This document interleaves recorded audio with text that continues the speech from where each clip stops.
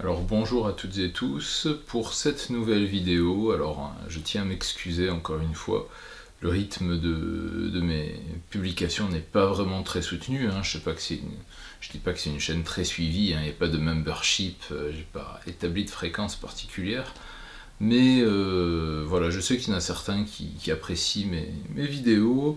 Et ces derniers temps, ma vie perso et pro ont pris un peu le dessus en fait sur mon loisir, du tir de loisir, hein, et sur mes vidéos. Alors, nouvelle vidéo donc aujourd'hui pour inspecter alors, une nouvelle production de chez Humarex. Alors, pour cette année 2024, il y a plusieurs choses en fait que j'attendais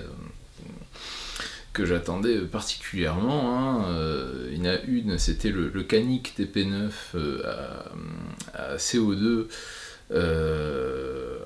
qui devait normalement sortir cette année. Bon, je ne vois toujours pas paraître, donc je pense que soit il est remis, soit il a été annulé. C'est une réplique extrêmement valorisée, hein, de ce modèle de compétition ou de tir de réflexe, hein. Qui n'est pas encore parti. Et la deuxième chose que j'attendais particulièrement, parce que j'aime bien les modèles un peu fauchés, les modèles d'entrée de gamme, hein, c'est ce qui m'a intéressé quand j'étais ado, et c'est ce qui m'intéresse encore aujourd'hui. Et ben, la deuxième chose donc qui m'intéressait parmi les sorties de cette année, c'est le Humarex UX SPA. Hein. Alors bon, vous voyez direct, je pense que si vous regardez cette vidéo, c'est que vous avez dû voir passer le design un peu hors du commun de ce modèle, et ça vous a tapé dans l'œil. Alors évidemment, pour moi, enfant des années 80, quand je vois débouler un flingue comme ça, je pense à deux choses. C'est le flingue de Terminator, bien sûr, le flingue de Terminator, mais aussi et surtout les Light Phaser et Light Pistol des consoles de jeux de mon époque, à savoir la Nintendo NES et la Sega Master System. Voilà, hein, donc c'est un design futuriste, mais légèrement rétro, je pense, qui est fait pour accrocher les personnes, en fait, un peu comme moi, les gens de mon âge, hein, comme disent les vieux, comme je suis en train de devenir. Donc en fait, on a cette arme qui est de très grandes proportions. Ici, nous avons, et il existe en deux tailles, hein. Il y a le SPA 60, UX SPA 60 avec un canon standard, et le SPA 100. Voilà, le SPA 100 qu'on a ici avec un canon absolument immense, même disproportionné au regard des capacités réelles de l'arme, hein, mais ça on va le voir. Alors si vous voulez, on peut faire d'abord le tour un peu du conditionnement. Hop. C'est toujours pratique pour commencer. Alors, vous voyez que le SPA 100 arrive dans une boîte assez proprette, très beau profil en couleur de l'arme, voilà, hein, qui va très très bien. Vous voyez, gris anthracité rouge, qui va très très bien avec la charte graphique habituelle de Humarex. Avec, qu'est-ce qu'on voit? On voit que c'est une arme de calibre 4,5, on voit que c'est à brisure de canon, on voit que le canon est rayé, on voit que il utilise un ressort mécanique. Nous avons qu'il y a une sécurité manuelle et une sécurité de grippe, hein, donc sur la poignée. Ah, voilà, donc ça, c'est parmi les caractéristiques que l'on voit. Derrière, nous avons les différentes caractéristiques, les différents chiffres en fait, hein, les différentes statistiques. Voilà, statistiques exactement. Voilà, donc les performances et les mesures de l'arme. Nous avons sur le côté mention du modèle et de sa variante, SPA 100 ou SPA 60, hein, pour le magasinier qui devra honorer la commande. Voilà. Hein. Nous avons sur le dessous une petite poignée qui vous permet de vous promener un peu partout avec votre SPA 100 ou SPA 60. À l'intérieur, nous avons de solides cales en carton qui maintiennent en place le pistolet à air comprimé.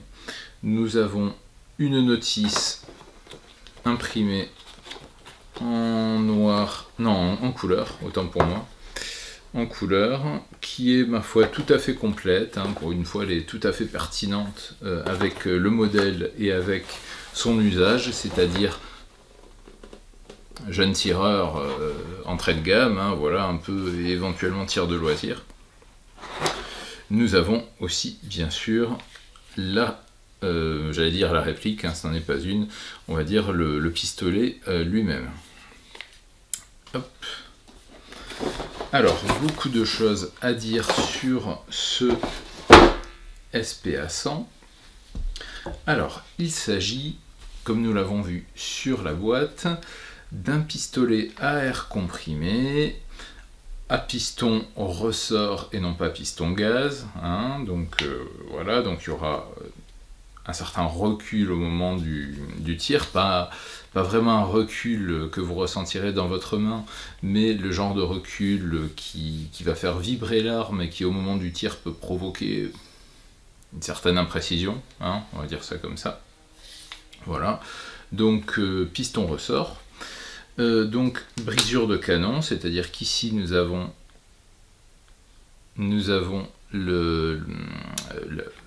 la chambre et là où on va insérer le plomb.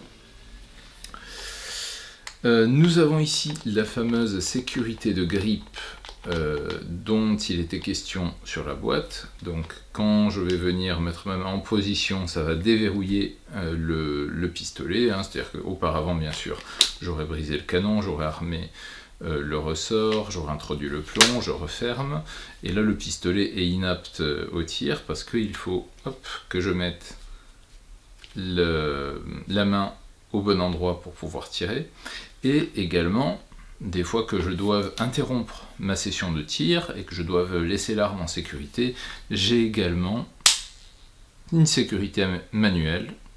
Très bien, aucun problème, très bien. Voilà. Nous avons un pistolet à air comprimé, vous avez vu, bon, qui est somme toute d'une facture assez classique. Ce qui frappe, c'est son design, donc avec des parties intégrées en plastique rouge et l'utilisation d'un polymère très robuste de couleur gris anthracite. Voilà, c'est ce qu'on a ici. Nous avons aussi au niveau du design un faux frein de bouche ajouré qui est là. Voilà. Le dessous du canon, vous voyez, est évidé pour des raisons élémentaires de poids. C'est évidé, mais ça n'entache en rien la solidité de l'ensemble. Ouais. Voilà, non, c'est très mastoc. Très mastoc. C'est pas léger comme on peut le voir avec un Ruger hein, de chez Umarex qui était le pistolet d'entrée de gamme de la génération d'avant, hein, d'il y a 1 ou 2 ans. Donc c'est un peu plus lourd, n'empêche que c'est extrêmement léger quand on compare ça par exemple à un Manuarm, un pistolet à air comprimé Manuarm, voilà, qui est beaucoup plus voilà, qui est beaucoup plus massif, quoi, voilà. Donc voilà, énormément d'utilisation de plastique. Je vous dirais même que c'est un flingue tout plastique, vu que, en fait, vous voyez, bah là, comme d'habitude, hein, je le palpe, et je ne trouve aucune pièce métallique, si ce n'est bien sûr le bras d'armement du ressort, voilà.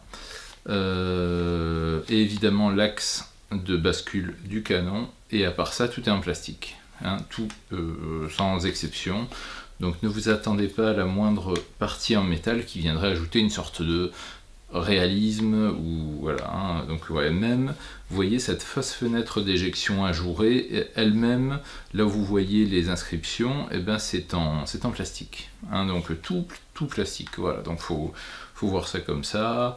Un design de flingue de console de jeu des années 80, un design tout plastique, un prix extrêmement agressif de 50 €. Je dis bien 50 €, quelle que soit la variante, hein, c'est-à-dire vous avez le canon court ou le canon long, ici vous avez le canon long, les deux modèles sont dans les 50 €, c'est extrêmement agressif. Alors, évidemment, c'est censé viser le public d'initiation au tir, de tir de loisir. Néanmoins, la pratique de cette arme me retient de vous le recommander pour l'une ou l'autre de ses utilisations, ni pour le tir de loisir, ni pour les jeunes tireurs. Pourquoi?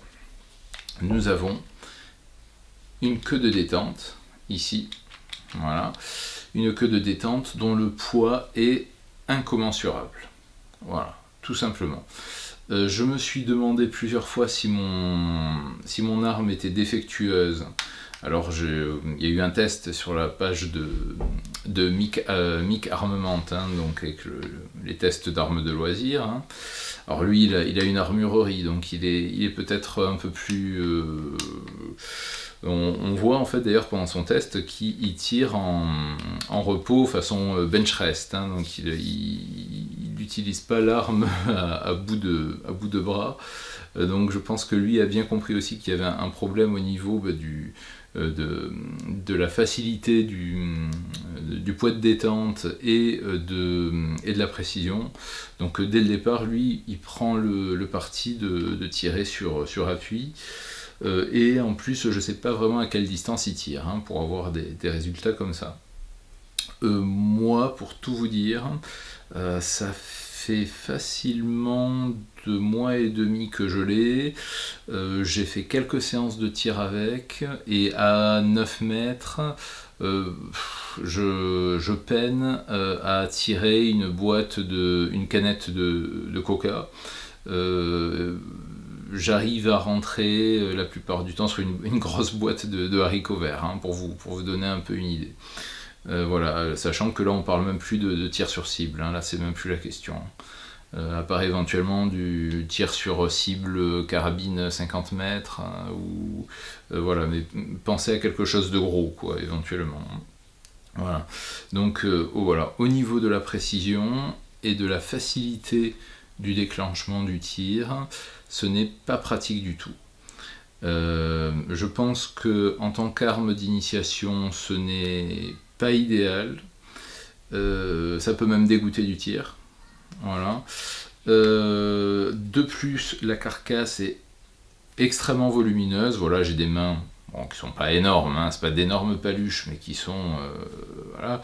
Et là, il faut avouer que la carcasse est faite quand même pour de grosses mains. Donc au niveau de l'initiation, je dirais la détente est trop dure. D'ailleurs, si vous voulez, on peut faire un test maintenant. Hop, attention, attention. Là, je vais commencer à forcer. Je force encore. Je force encore. Voilà. Donc voilà. Et vous voyez, c'est ça. Tout le temps, et au moment du tir, là j'étais vraiment en train de forcer, hein. Je cherchais même pas de point dur, il n'y a pas de point dur de toute façon, donc il n'y a pas de point dur. Vous voyez, sur le Stoeger XP4, il y a un point dur, hein. Pourtant c'est un flingue à 70 balles. Là il y en a pas, c'est-à-dire on force dès le début et puis on est parti pour forcer, hein, donc et voilà. Et ça évidemment, pendant qu'on force, on tremble, et quand on tremble, on n'atteint pas sa cible, quoi. Donc voilà, c'est pas terrible. Donc gros flingue, difficile d'atteindre le point de lâcher. De plus, les organes de visée, je sais pas si ça ajuste, hein. On a ici une hausse avec des inserts rouges, censés faciliter la prise de visée, le tir de réflexe. Donc ça, ce n'est pas réglable, hein, la hausse n'est pas réglable. Le guidon, bien sûr, ne l'est pas non plus. Parfois, sur certains modèles, on peut varier l'ajustement gauche-droite du guidon, là on peut pas. Donc ça, évidemment, c'est embêtant. C'est embêtant, et à la limite... dans le monde des flingues d'entrée de gamme, il y a des trucs vraiment pas terribles qui sont dans les 100 €, comme le Gamo P900. Moi je pense que si ce flingue avait coûté 2 fois plus cher, mais qu'il avait eu des organes de visée réglables et une queue de détente un peu mieux travaillé, et ben je pense qu'il aurait pu se défendre et devenir presque un incontournable. Voilà. C'est vrai que là, il y a beaucoup de choses pour lui. Il a un design très sympa, hein, très sympa. Au niveau de la sécurité pour les jeunes tireurs, bah là, faut avouer que c'est carrément au taquet, hein, c'est génial. On a à la fois une sécurité automatique avec le grip et une sécurité manuelle, donc pour interrompre la session de tir. C'est parfait. C'est parfait, ça, pour un flingue d'initiation, c'est génial, même pour le tir de loisir, voilà, on sort un pétard en buvant des bières, en tirant sur des boîtes de conserve, bah, la sécurité, ça joue énormément dans ce cadre-là, donc de ce point de vue-là, voilà, il avait énormément de choses pour lui, ce petit SPA, ce gros SPA, désolé, c'est pas un petit, loin de là. Donc ce gros SPA, il y a beaucoup de choses pour lui, mais il m'est très difficile de vous le recommander. Voilà, alors j'en suis le premier désolé, parce que je l'attendais beaucoup, dès que j'ai vu les premières images, je me disais, ouh là là là là, celui-là, il me le faut. Mais voilà. Donc voilà, j'avais quand même vérifié auprès d'autres youtubeurs si ce défaut de queue de détente était général, hein. Donc apparemment sur Micarmament on me dit que non, sur Humarex France on me dit que non, alors les retours sur Naturabuy me laissent penser que en effet je suis pas le seul, et sur d'autres vidéos YouTube on voit en effet que d'autres acheteurs sont très mécontents. Donc voilà, écoutez, j'espère que ça vous aura donné quelques informations pour vous aider à vous décider lors de l'achat. Ça m'a donné l'idée éventuellement de faire dans quelques temps une vidéo sur les pistolets à air comprimé d'entrée de gamme, lequel choisir, lesquels éviter, voilà, donc ça on va voir, on va essayer de faire ça dans les mois qui viennent. Et écoutez, voilà, bon, ce qui est sûr, c'est que la fibre nostalgique un peu années 80 a beaucoup joué dans cet achat-là. Et alors là aussi se pose la question du choix entre le SPA 100 et le SPA 60. Je veux vous dire, comme de la façon dont il est conçu, que vous preniez le canon long ou le canon court, ça ne fera, à mon avis, aucune différence, hein, de par ce problème de difficulté de la queue de détente. Donc, quitte à faire dans l'originalité, à avoir un flingue design et un peu hors du commun, franchement, prenez le canon long, il est même pas plus lourd. En fait, comme le canon était vidé, en fait, que vous preniez le court ou le long, ça fera aucune différence au poids qui est dans la main, et ça en fera à peine une au niveau de l'équilibre du flingue, hein, parce que vous voyez au niveau du point d'équilibre, là on est là à peu près, donc vraiment que vous preniez l'un ou l'autre, ça n'aura vraiment aucune importance. Le canon est très léger, donc il n'y aura pas de problème d'équilibre en particulier. Voilà. Bah écoutez, j'espère pouvoir produire une nouvelle vidéo dans peu de temps. J'espère que ça vous a plu et que si vous l'achetez, vous y trouverez votre bonheur. Moi, en l'occurrence, c'est pas le cas. Moi, j'aime bien les flingues qui sont un minimum précis, un minimum puissant et un minimum utilisable. Celui-là, bah, c'est une vraie tripe, c'est très dur de tirer avec, et apparemment, ça a l'air d'être un problème de série, quoi qu'en disent les vidéastes du constructeur et des marchands d'armurerie, quoi. Donc voilà, donc dans le doute, méfiez-vous. Alors c'est pas un gros investissement, donc vous pouvez éventuellement l'acheter sans trop de risques. Voilà, mais à vous de voir. Voilà, bah écoutez, si vous avez les moindres questions, allez voir dans les commentaires, j'essaierai de répondre le plus rapidement possible. Et sinon, bah, à bientôt sur YouTube. Au revoir.